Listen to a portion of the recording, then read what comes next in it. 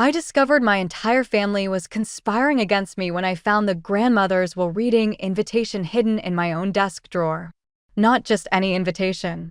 A formal card with elegant script announcing the reading of the last will and testament of Eleanor Margaret Blackwood, scheduled for this coming Tuesday at 2 o'clock in the afternoon. Complete with location details, parking instructions, and a request for attendees to dress appropriately for this solemn occasion.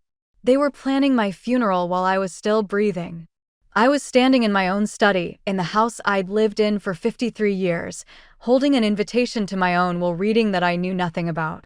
The invitation that my daughter Catherine had apparently forgotten to hide after printing it on my own printer, using my own paper, planning my own death without bothering to kill me first. But it wasn't just the invitation that made my hands shake with something beyond betrayal. It was everything else I found in that drawer once I started looking. Copies of a will I'd never written, leaving everything to my children and grandchildren in carefully calculated portions. Medical documents claiming I had dementia, signed by doctors I'd never met.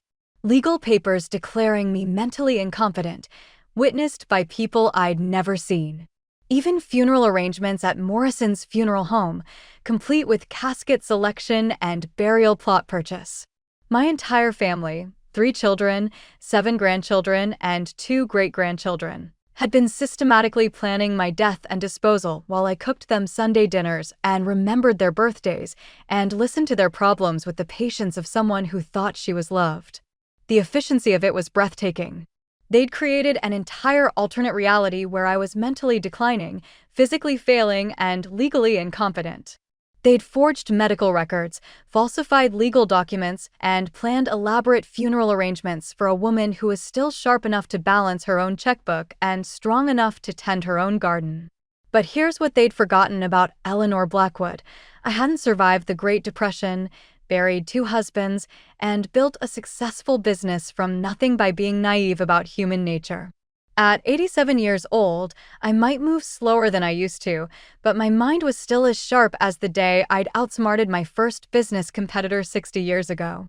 And my family was about to learn that some women get more dangerous as they get older, not more helpless. I spent that night doing something I hadn't done since my first husband died and left me with 3 small children and a mountain of debt. I planned for war. Not the emotional, dramatic kind of confrontation my family would expect from an elderly woman with dementia. The cold, methodical, legally devastating kind of warfare that had made me successful in business and would now protect everything I'd built from the people who thought they deserved it more than I did. First, I gathered evidence. Every document in that drawer was photographed, copied, and stored in multiple locations. The fake will, the falsified medical records, the forged competency evaluations, the funeral arrangements, all of it documented with timestamps and digital fingerprints that would be admissible in court. Then I started making phone calls. The first call was to Morrison's funeral home. "This is Eleanor Blackwood. I understand my family has made arrangements for my funeral." "Mrs. Blackwood. Oh my goodness, we weren't expecting to hear from you directly. Your daughter Catherine said you were, well, she said you wouldn't be able to make these decisions yourself." "What decisions?" "The funeral arrangements, the casket selection, the burial plot, the memorial service planning. She said you'd expressed wishes about wanting everything handled simply and affordably." "Affordably?" "They were planning to bury me cheap while they inherited expensive." "Can you tell me who's paying for these arrangements?" "Well, normally that would be handled by the estate after the services. But your daughter provided a deposit from your own checking account." "My own checking account." "They were making me pay for my own fraudulent funeral." "I'd like to cancel all arrangements immediately." "Cancel?" "But Mrs. Blackwood, your daughter said." "My daughter doesn't have authority to make arrangements for someone who's still alive. Please cancel everything and refund any deposits to my account." "Ma'am, this is very unusual. We'll need to verify your identity and possibly involve our legal department." "Please do that immediately." My second call was to Dr. Robertson, the physician who'd supposedly diagnosed me with severe dementia. "Dr. Chen's office, this is Maria.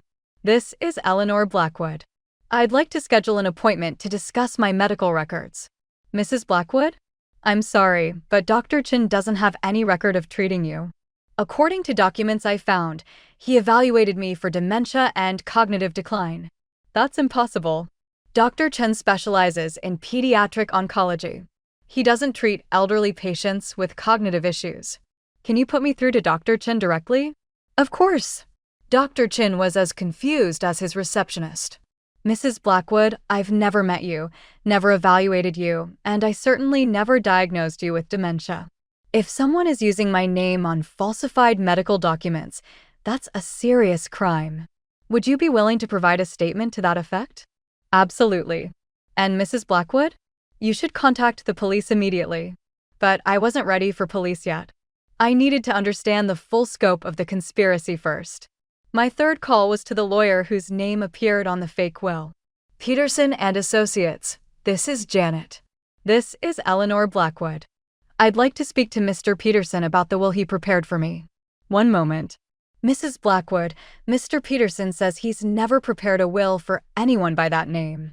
Someone used his name and letterhead to create a legal document claiming to be my last will and testament. That would be forgery and identity theft.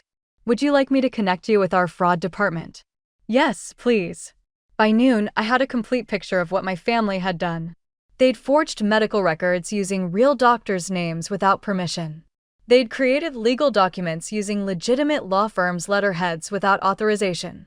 They'd planned funeral arrangements using my own money without my knowledge.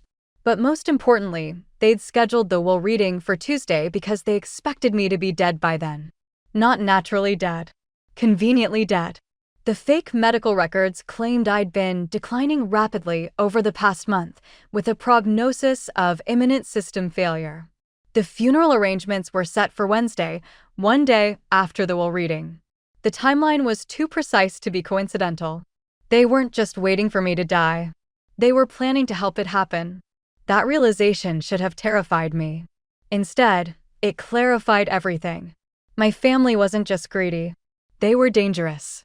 And dangerous people require dangerous responses. At 87 years old, I was about to remind them why Eleanor Blackwood had never been anyone's victim. The next morning, I did something I hadn't done in decades. I called in favors from people who owed me debts of gratitude stretching back 50 years. Margaret Foster had been my business partner in the catering company that made us both millionaires in the 1970s. She was 83 now, sharp as ever, and owed her entire fortune to the loan I'd given her when no bank would lend to women entrepreneurs.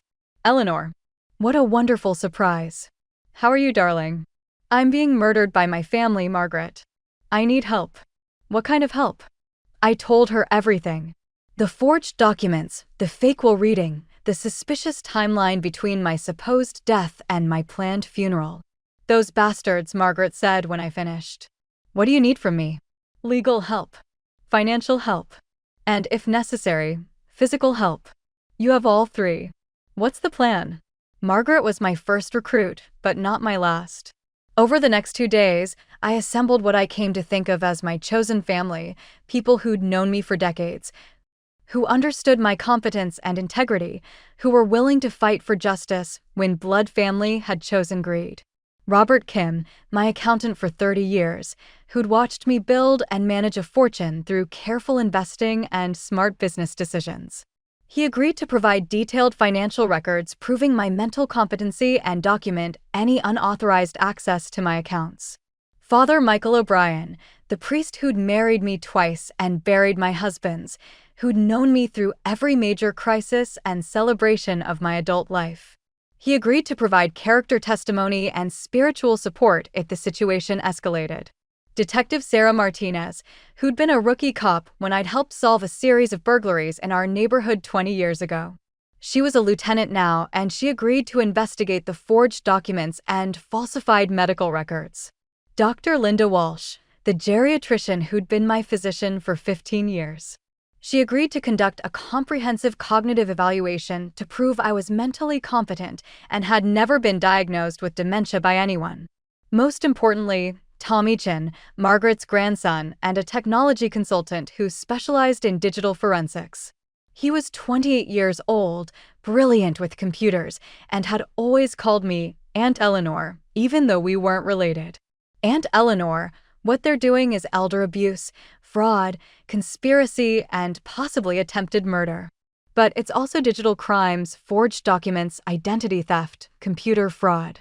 I can trace every digital fingerprint they left behind. What do you need from me? Access to your computers, your accounts, your digital communications. I need to document everything they've done and everything they're planning to do. And then we destroy them systematically, legally, and completely. By Thursday, I had assembled a team of professionals, family friends, and legal experts who were committed to protecting me from my own biological family.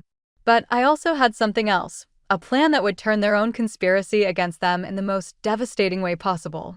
They thought they were dealing with a confused old woman who could be easily manipulated or eliminated. They were about to meet Eleanor Blackwood at full strength, backed by people who actually cared about her survival.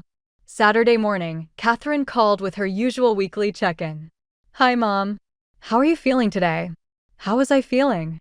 As if she were monitoring my health status for reasons that had nothing to do with concern. "I'm feeling tired, sweetheart. Very tired." "Oh no. Are you eating enough?" "Sleeping well." "Not really.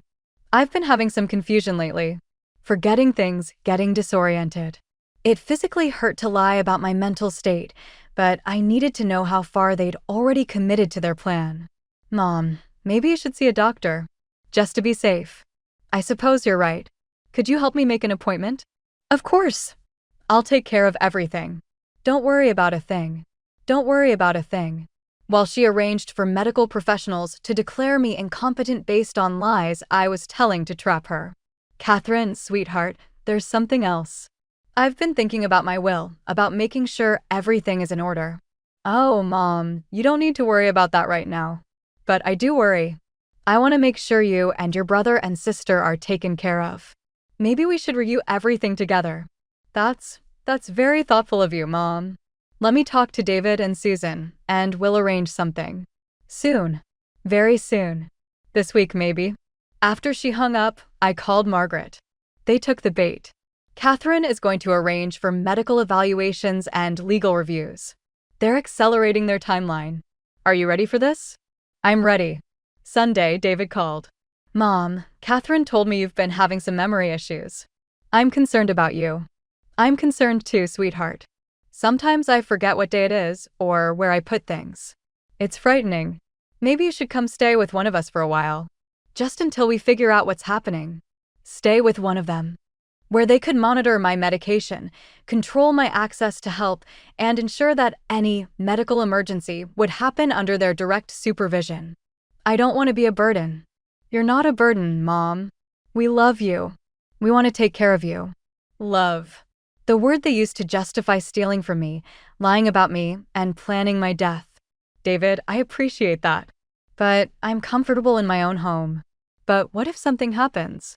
What if you fall or get confused or... Then I guess that's just part of getting old. Mom, we can't let something happen to you because we were too proud to accept help. Help. Such a gentle word for what they were planning. Let me think about it, sweetheart. Don't think too long, Mom. Time isn't always on our side. Time isn't always on our side. A threat disguised as concern.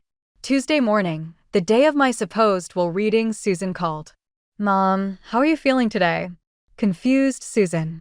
Very confused. I keep forgetting things and I feel so weak. Mom, I think it's time. We need to get you medical attention immediately. What kind of medical attention? Hospital attention. I think you might be having some kind of medical crisis. Medical crisis. Conveniently timed to coincide with the will reading they thought I knew nothing about. Susan, I'm scared. Don't be scared, Mom. We'll take care of everything. David and I are coming to get you right now. Right now? Right now. Pack a small bag. You might need to stay in the hospital for a few days. A few days. Long enough for the will reading, the funeral arrangements, and the transfer of assets to surviving family members. Okay, sweetheart. I'll be ready. After I hung up, I made one final call. Detective Martinez? It's time. David and Susan arrived at my house at exactly 2 o'clock, the same time their invitation claimed my will was being read at a lawyer's office across town. They came with a wheelchair, medical transport papers, and the kind of grim efficiency that suggested this wasn't their first time disposing of an inconvenient, elderly relative. "Mom," David said, "we're here to help you." "I know, sweetheart. Susan's arranged for you to be evaluated at Mercy General. Just to make sure you're okay." Mercy General, where they had accomplices on staff, forged medical records waiting to be filed, and the infrastructure to make an elderly woman's natural death look completely legitimate. "That sounds very responsible," I said. They helped me into the wheelchair with exaggerated gentleness, loading the small overnight bag I'd packed, making soothing sounds about how everything would be fine. What they didn't know was that my overnight bag contained recording devices, legal documents, and a complete dossier of evidence documenting their conspiracy. What they also didn't know was that Detective Martinez and her team were already positioned around my house, waiting for the right moment to intervene. "Mom," Susan said as David loaded the wheelchair into their van, "we want you to know how much we love you." "I love you too, sweetheart. No matter what happens, we'll always be grateful for everything you've done for us." Everything I'd done for them. Like raising them, educating them, providing for them, and trusting them with my life. "Susan, can I ask you something?" "Of course." "Did you really think I wouldn't find out?" She froze. "Find out what?" "About the forged medical records. The fake will reading. The funeral arrangements you made without my knowledge." David dropped the wheelchair ramp. "Mom, what are you talking about?" "I'm talking about the invitation to my own will reading that you left in my desk drawer. I'm talking about the medical documents claiming I have dementia, signed by doctors I've never met. I'm talking about the funeral you've planned for Wednesday." The color drained from both their faces. "Mom, you're confused." "I'm not confused. I'm recording. Every conversation we've had for the past week has been recorded and documented." That's impossible." "It's not impossible. It's evidence. Evidence of elder abuse, fraud, conspiracy, and attempted murder." Susan started backing toward the van. "Mom, we need to get you to the hospital. We need to get you to jail." That's when Detective Martinez stepped out from behind my rose bushes. "David and Susan Blackwood, you're under arrest for elder abuse, fraud, conspiracy to commit fraud, and attempted murder." The next hour was chaos. Police cars, evidence collection, Miranda rights, and my children being led away in handcuffs while neighbors gathered to watch the family they'd thought was so devoted being arrested for trying to murder their elderly mother. But the most satisfying moment came when Detective Martinez asked me if I needed medical attention. "No thank you, Detective. Despite what my children told you, I'm in perfect health." "Ma'am, we'll need a full statement about everything that happened." "I have something better than a statement. I have evidence." The trial lasted 3 weeks and became a national news story. The Blackwood family conspiracy had everything the media loved: wealthy elderly woman, greedy children, forged documents, planned murder, and a dramatic arrest that prevented the crime from being completed. But more importantly, it exposed a pattern of elder abuse that was far more common than anyone realized.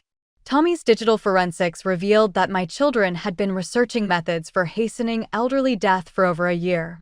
They'd downloaded information about medication interactions, untraceable poisons, and ways to induce heart attacks in people with existing health conditions.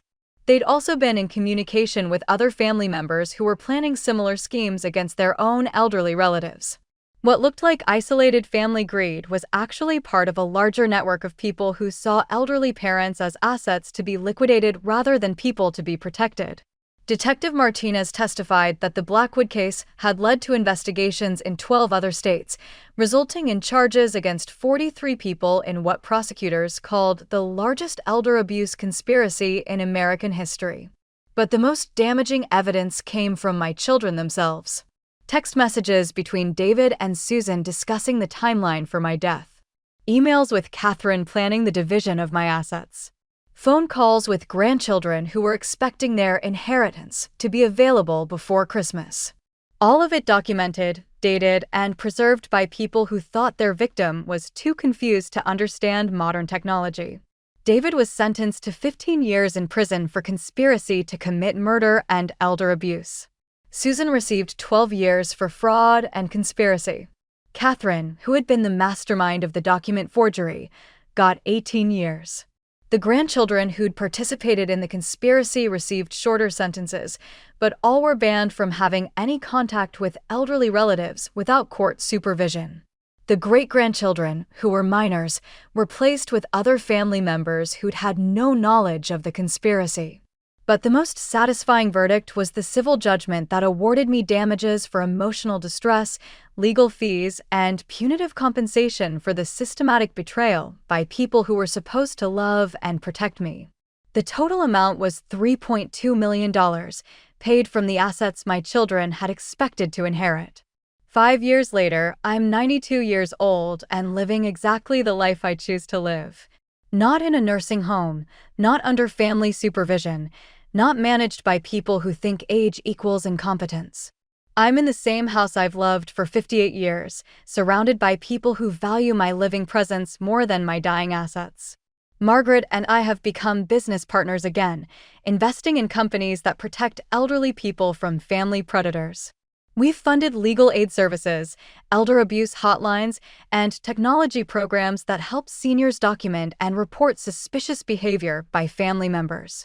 Tommy has become like a grandson to me, visiting weekly, helping me stay current with technology, and teaching me new ways to protect myself from people who might try to take advantage of my age. Dr. Walsh continues to be my physician, providing regular documentation of my physical and mental health for anyone who questions my competency. At 92, I have arthritis and some hearing loss, but my mind is as sharp as ever. Father O'Brien still visits monthly, not because I'm dying, but because we've been friends for 40 years and friendship doesn't end just because you get older. Most importantly, Detective Martinez has become a close friend who taught me that being a victim is a choice, not an inevitable result of aging. Eleanor, she said during one of our weekly coffee dates, you saved a lot of lives by fighting back. The people we arrested in the other cases, they would have murdered their elderly relatives if your case hadn't exposed the conspiracy. I didn't fight back to save other people. I fought back to save myself. Same thing sometimes. When you refuse to be a victim, you show other people they don't have to be victims either. I've rewritten my will multiple times since the trial, always leaving the bulk of my estate to organizations that protect vulnerable elderly people from family predators. When I do die, naturally, in my own time, my money will help other people avoid what I went through. But I've also left something to my great-grandchildren, the ones who were too young to participate in the conspiracy.